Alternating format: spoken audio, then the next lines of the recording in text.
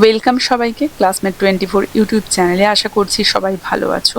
UGC net এবং ডাব্লিউবিসির 2026-এর প্রস্তুতির এই সিরিজে আমরা লিটারারি থিওরি এবং ক্রিটিসিজম নিয়ে ক্লাস কভার করছি ইংলিশে।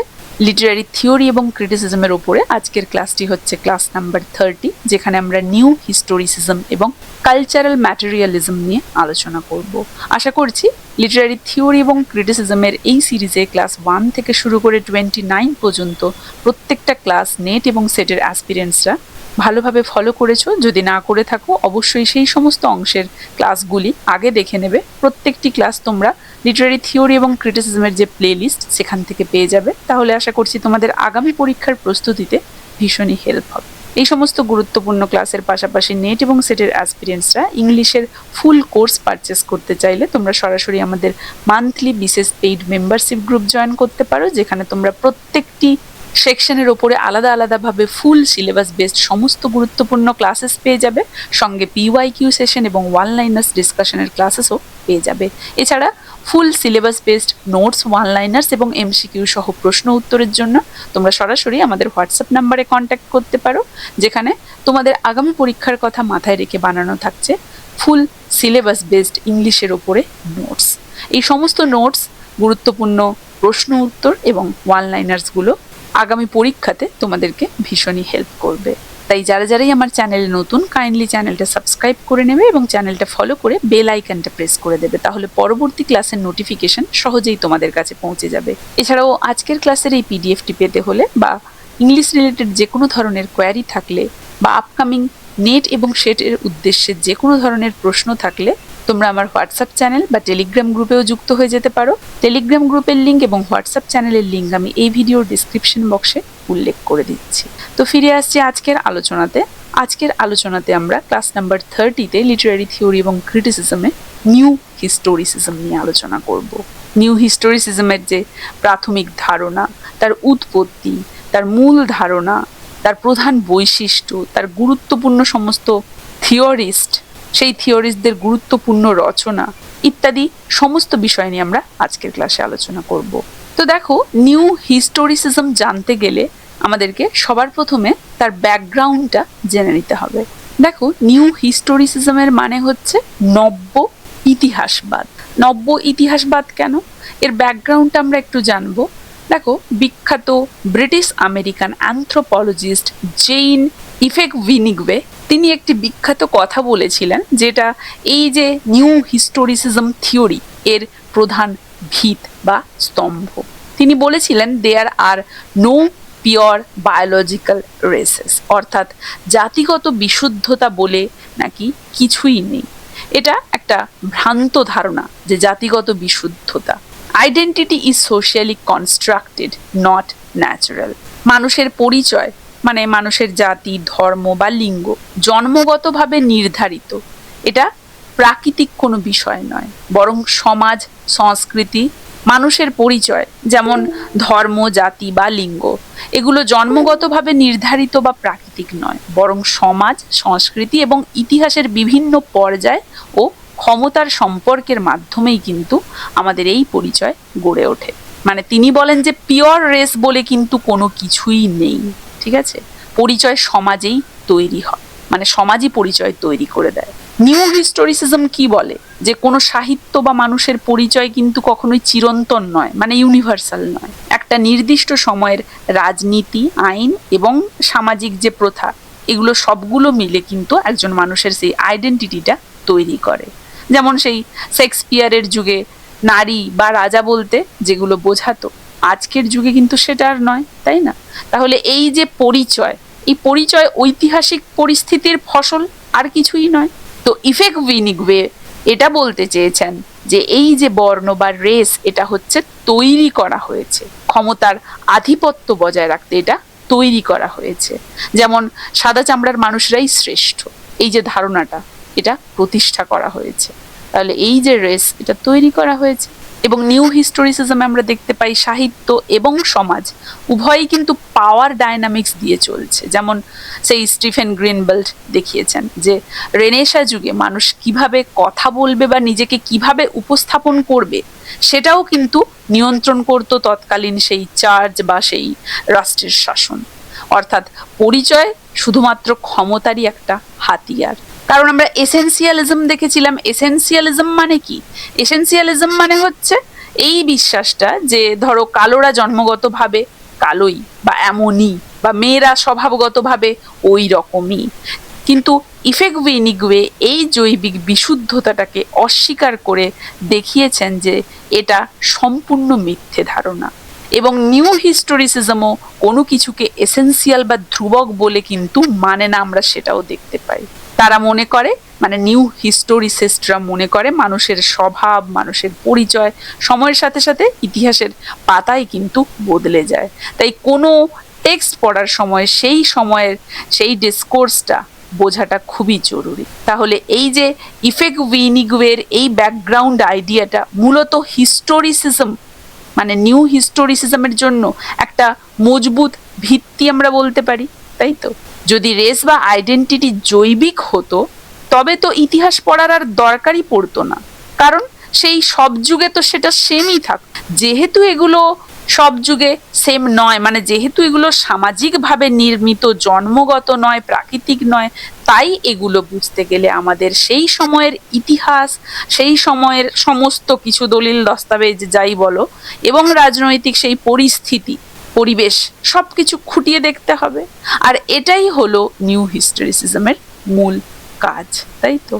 তাহলে বলতে গেলে ইফেকভেনিগুয়ে আমাদের বলেছেন যে আমাদের যে আইডেন্টিটি সেটা ন্যাচারাল নয়, এবং এই যে নিউ হিস্টোরিসিজম এটা আমাদেরকে শিখিয়েছে যে কিভাবে এই যে আইডেন্টিটি সেটা হিস্ট্রি এবং পাওয়ার দিয়ে তৈরি করা হয়েছে। যেন ল্যাবরেটরিতে কিছু তৈরি করা হয়, যেমন কনস্ট্রাক্ট করা হয়, ঠিক তেমনই হিস্ট্রি এবং পাওয়ার দিয়ে আমাদের আজকের এই আইডেন্টিটি যেন তৈরি করা হয়েছে। এই যে জেইন ইফেকভেনিগুয়ের ব্যাকগ্রাউন্ড আইডিয়াটা নিউ হিস্টোরিসিজমের মূল ভিত্তি, যে পিওর রেস বলে কিন্তু কিছুই নেই, এটা সবকিছুই কিন্তু নির্মিত, সামাজিকভাবে নির্মিত। তাহলে নিউ হিস্টোরিসিজম জানতে গেলে আমরা সবার প্রথমে কি জানবো? The Greenblatt school. দেখো, এই যে নিউ হিস্টোরিসিজম থিওরিটা, এটা কোনো আইসোলেটেড আর্ট ফর্ম নয়, কি মানে কোনো নির্দিষ্ট বা কোনো একটা শিল্পকর্ম এটা নয়, বরং এটা হচ্ছে যে কোনো লিটারেচার লেখা বা তার সমসাময়িক যে ক্ষমতার স্ট্রাকচার, মানে পাওয়ার স্ট্রাকচার এবং ঐতিহাসিক প্রেক্ষাপট, এই দুটোর ফসল। এই যে new historicism views literature not as an isolated art form but as a product of the power structures and historical context of its time. Power structure, power dynamics, মূলত সেই মিশেল ফুকোর কথা আসছে, তার থিওরি দ্বারা অনুপ্রাণিত। এখানে দেখা হচ্ছে যে কিভাবে রাষ্ট্র বা কোনো শাসক গোষ্ঠী সাহিত্যের মাধ্যমে সাধারণ মানুষের উপরে প্রভাব বিস্তার করে। প্রথাগত ইতিহাসবাদে বা হিস্টোরিসিজমে কি মনে করা হতো? ইতিহাস হচ্ছে মূল ভিত্তি আর সাহিত্য তার প্রতিফলন। কিন্তু এই যে নিউ হিস্টোরিসিজম, এটা কি বলছে? ইতিহাস আর সাহিত্য একে অপরের পরিপূরক, দুটো একে অপরকে প্রভাবিত করে। বড় বড় ঐতিহাসিক ঘটনার চেয়েও কিন্তু এই যে ছোটখাটো ডায়েরি, নথি এবং সাধারণ মানুষের জীবনযাত্রার ওপরে এটার গুরুত্ব সব থেকে বেশি।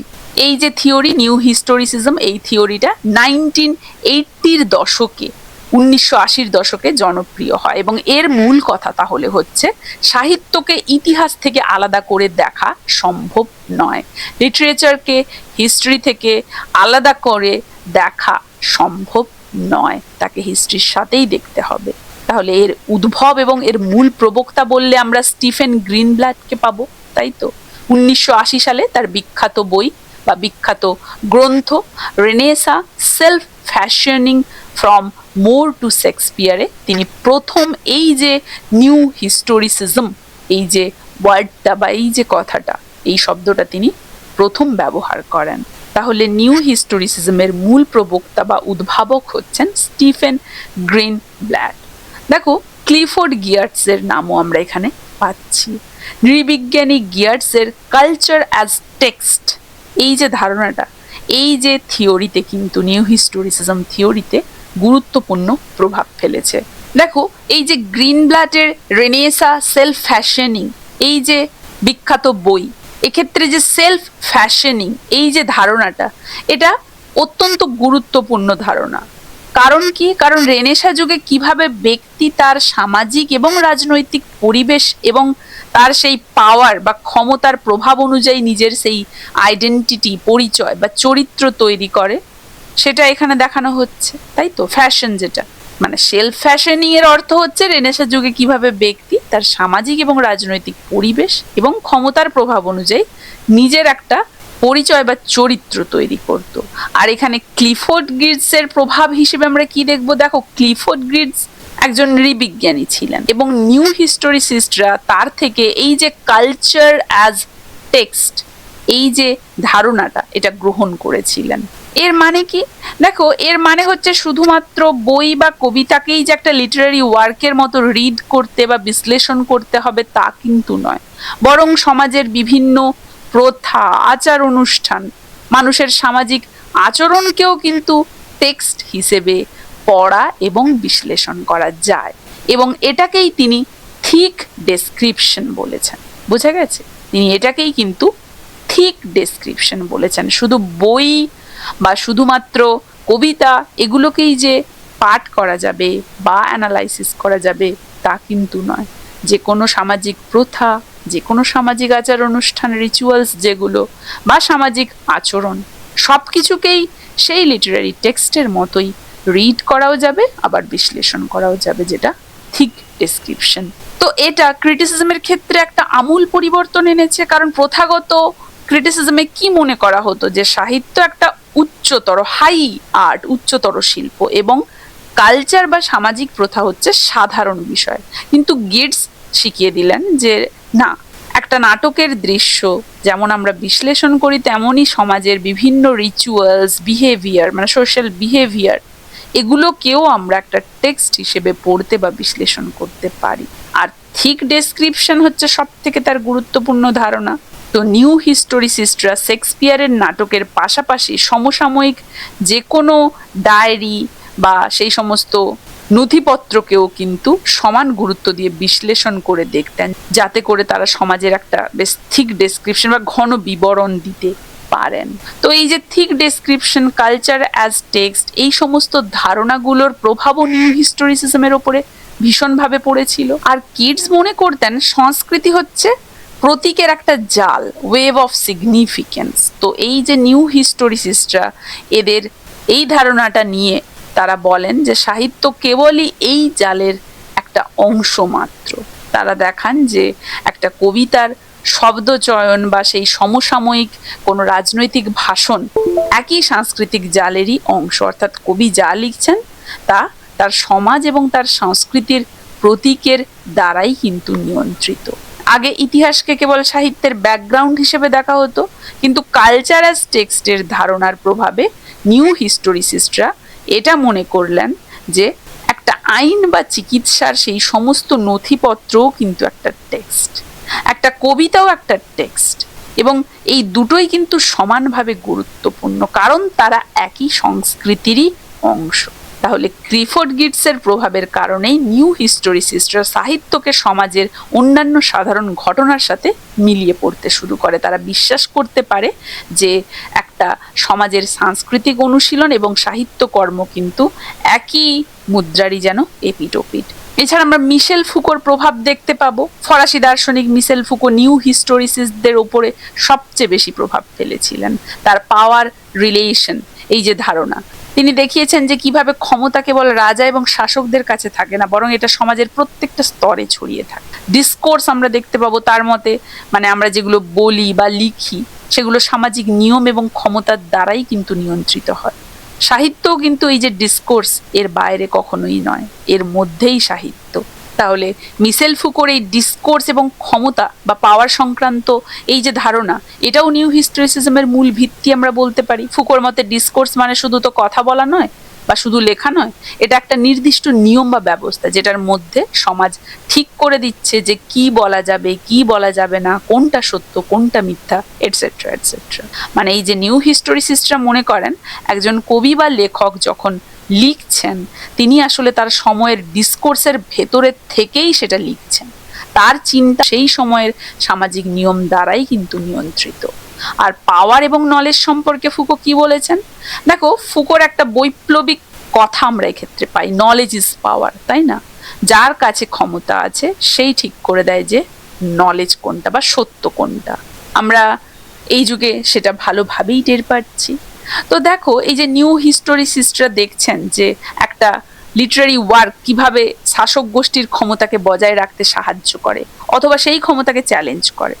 যেমন শেক্সপিয়ারের নাটকে রাজার শাসনকে কিভাবে বৈধতা দেওয়া হয়েছে সেটা ফুকো তার তত্ত্ব দিয়ে বিশ্লেষণ করে দেখিয়েছেন।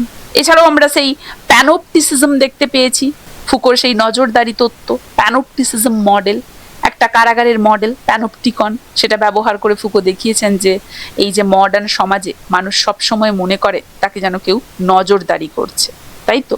ফলে সে নিজেই নিজেকে নিয়ন্ত্রণ করে। তো সাহিত্যের ক্ষেত্রে কিভাবে এটার প্রভাব দেখা যায়, সাহিত্যে চরিত্রগুলো কিভাবে সামাজিক নিয়মের ভয়ে নিজেদের আচরণ পরিবর্তন করে বা সেলফ ফ্যাশনিং, নিজেদের গড়ে তোলা ইত্যাদি বিষয়গুলো কিন্তু সেই নিউ হিস্টোরিসিস্টরা ফুকোর এই যে নজরদারি বা এই যে প্যানোপটিসিজম এই ধারণা থেকেই ব্যাখ্যা করেন।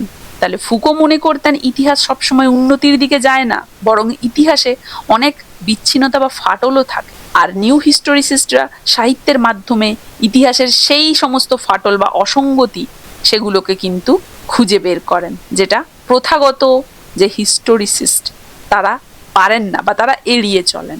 আমরা দেখতে পাই যে স্টিফেন গ্রিনব্লাড ফুকোর তত্ত্ব থেকে অনুপ্রাণিত হয়ে সাবভার্সন এবং কন্টেইনমেন্ট মানে প্রতিবাদ এবং দমন এই দুটো তৈরি করেছেন। সাবভার্সন প্রতিবাদ, সাহিত্যে অনেক সময় প্রচলিত সেই ক্ষমতা বা রাজার বিরুদ্ধে প্রতিবাদ দেখানো হয়। কন্টেইনমেন্ট দমন, কিন্তু শেষ পর্যন্ত আমরা কি দেখতে পাই, সেই যে ক্ষমতা বা সেই রাজা বা সেই রাষ্ট্রই সেই প্রতিবাদটাকে নিজের স্বার্থে ব্যবহার করে দমন করে ফেলে। অর্থাৎ ক্ষমতা এতই শক্তিশালী যে প্রতিবাদকেও নিজের অংশ করে নেয়। তোমরা একটু ভালোভাবে ভাবলে কিন্তু বর্তমান পরিস্থিতিতেও তা হচ্ছে আমরা দেখতে পাবো। বর্তমান পরিস্থিতির সাথে যদি মিলিয়ে দেখো ভালোভাবেই বুঝতে পারবে, তাই না? তাহলে ফুকোর মানে মিশেল ফুকোর যে ইনফ্লুয়েন্স নিউ হিস্টোরিসিজমের ক্ষেত্রে সেটা আমরা জানলাম। এরপরে আমরা এই নিউ হিস্টোরিসিজমের যে কোর প্রিন্সিপালস বা মূল বৈশিষ্ট্য কি কি সেগুলো জানবো। দেখো, নিউ হিস্টোরিসিজমের তিনটি খুব গুরুত্বপূর্ণ মূল নীতি আছে। হিস্টোরিক্যাল কনটেক্সট, ঐতিহাসিক প্রেক্ষাপট। দেখো, নিউ হিস্টোরিসিজম কি মনে করে যে কোনো লিটারারি ওয়ার্ক শূন্য থেকে তো আর জন্মে যায়নি, প্রত্যেকটা লেখা তার সমসাময়িক সামাজিক, অর্থনৈতিক, রাজনৈতিক পরিস্থিতির সাথে গভীরভাবে জড়িত। সেই লুই মন্ট্রোজের বিখ্যাত সেই কথা, the history of the text and the textuality of the history, অর্থাৎ সাহিত্যের একটা ইতিহাস আছে এবং ইতিহাসেরও একটা টেক্সট হিসেবে ব্যাখ্যা রয়েছে, সেটা আমরা এক্ষেত্রে মনে করতে পারি। তাহলে এই যে নিউ হিস্টোরিসিজম তার মূল নীতি কি না, হিস্টোরিক্যাল কনটেক্সটে মানে ঐতিহাসিক প্রেক্ষাপট হিসেবে আমরা কি দেখতে পাই, যে ইতিহাস কেবল সাহিত্যের ব্যাকগ্রাউন্ড নয়, বরং সাহিত্য এবং ইতিহাস একে অপরের উপরে নির্ভরশীল। কারণ কোনো সাহিত্যই হঠাৎ করে শূন্য থেকে তৈরি হয়ে যায় না, সেই সাহিত্যর ওপরে সামাজিক, অর্থনৈতিক, রাজনৈতিক মানে সেই সময়কার সামাজিক, অর্থনৈতিক, রাজনৈতিক পরিস্থিতি যথেষ্ট প্রভাব ফেলে, মানে সেটার মধ্যেই সেই সাহিত্যকর্মটা ঢুকে থাকে। অ্যান্টি ফর্মালিজম, রূপবাদ বিরোধী, তাই তো? দেখো, নিউ ক্রিটিসিজম বনাম নিউ হিস্টোরিসিজম এখানে আমরা দেখতে পাবো। নিউ হিস্টোরিসিজম কিভাবে এসেছিল, এর আগে আমরা নিউ ক্রিটিসিজম দেখতে পেয়েছিলাম। তো নিউ ক্রিটিসিজমে কি মনে করা হতো, টেক্সট নিজেই নিজের সব, টেক্সট পড়তে গেলে শুধু টেক্সটটাকেই ফোকাস করতে হবে, টেক্সটের অথার, তার ব্যাকগ্রাউন্ড, তার ঐতিহাসিক সমস্ত দিকগুলো নিয়ে ভাবার কোনো দরকার নেই, তাই না? টেক্সটের বাইরে কোনো ইতিহাসের প্রয়োজন নেই। কিন্তু নিউ হিস্টোরিসিস্টরা এই ধারণাটাকে পুরোপুরি উড়িয়ে দিলেন। তারা বললেন কোনো টেক্সট শূন্য থেকে তো আর পড়ে যায়নি বা জন্মে যায়নি, সেই টেক্সটটা, সেই ব্যাপারটা বা সেই সাহিত্যকর্মটা সেরকম হওয়ার পেছনে তার সেই সমসাময়িক রাজনৈতিক, অর্থনৈতিক, সামাজিক প্রভাব তো রয়েছে। তাহলে সেগুলোকে আমরা তো আর এড়িয়ে সেই টেক্সটটাকে নিয়ে শুধুমাত্র তার সেই অর্থ শব্দ নিয়ে ফোকাস করতে পারবো না, এবং অর্থ শব্দ নিয়ে ফোকাস করলেও কিন্তু সেই সময়ের অর্থ অনুযায়ী সেটাকে আমাদেরকে বিশ্লেষণ করতে হবে। তাহলে এইগুলো থেকে বাদ দিয়ে শুধু টেক্সটে আমরা ফোকাস করতে পারি না। তাই আমরা এক্ষেত্রে দেখতে পাচ্ছি যে নিউ ক্রিটিসিজমকে অপোজ করছে, এর প্রতিক্রিয়া স্বরূপ আমরা নিউ হিস্টোরিসিজম পেয়েছি, তাই না? মানে নিউ হিস্টোরিসিজম কি বলছে, যে সাহিত্য কেবল কোনো সৌন্দর্যময়, কোনো অবজেক্ট নয়, বরং এটা ঐতিহাসিক একটা দলিল। টেক্সট পড়ার জন্য টেক্সটের বাইরের জগৎকে অবশ্যই জানতে হবে। আর কি? ইন্টারডিপেন্ডেন্স, পারস্পরিক নির্ভরশীলতা। প্রথাগত যে হিস্টোরিসিজম, যেটা সেখানে আমরা ইতিহাসকে ব্যাকগ্রাউন্ড হিসেবে ধরা হতো, সাহিত্যকে ফোরগ্রাউন্ড হিসেবে ধরা হতো, দেখতাম। কিন্তু এই যে নব্য ইতিহাসবাদ, এখানে ইতিহাস কেবল কিন্তু ব্যাকগ্রাউন্ড নয়, ইতিহাস আর সাহিত্য দুটোই একে অপরের ওপরে নির্ভরশীল, ইন্টারডিপেন্ডেন্ট। সাহিত্য যেমন ইতিহাস থেকে তথ্য নিচ্ছে, তেমনি সাহিত্য নিজেও ইতিহাসের সেই গতি প্রকৃতি পরিবর্তন করতে পারে। দুটোই কিন্তু সমানভাবে এক্ষেত্রে গুরুত্বপূর্ণ। তাই বলছে যেহেতু একে অপরের উপরে নির্ভরশীল। এছাড়াও আমরা হেইডেন হোয়াইটস ইনফ্লুয়েন্স দেখতে পাবো, হেইডেন হোয়াইটের প্রভাব। দেখো, হেইডেন হোয়াইট একজন বিখ্যাত ইতিহাসবিদ ছিলেন এবং তার ধারণা এই যে নিউ হিস্টোরিসিস্টদের গভীরভাবে প্রভাবিত করেছিল। হোয়াইটের মতে ঐতিহাসিক ফ্যাক্টগুলো আমাদের কাছে সরাসরি কিন্তু আসে না। ইতিহাসবিদরা যখন ইতিহাস লিখছেন, তারা আসলে গল্পের মতো করে সেগুলো সাজায়। অর্থাৎ ইতিহাস পড়ার সময় আমরা আসলে একটা গল্প বা একটা ল্যাঙ্গুয়েজ পড়ছি, তাই না? তাহলে ইতিহাস একটা ন্যারেটিভ, এই ধারণাটা তিনি দিয়েছেন। এছাড়াও মেটা হিস্ট্রি নিয়ে বলেছেন তিনি, এটা তার সব থেকে বিখ্যাত বইয়েরও নাম।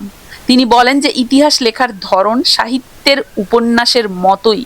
ইতিহাসবিদরা ট্র্যাজেডি, কমেডি, স্যাটায়ারের মতোই বিভিন্ন স্টাইলেই তারা ইতিহাস লেখে। এটাই হচ্ছে মেটা হিস্ট্রি।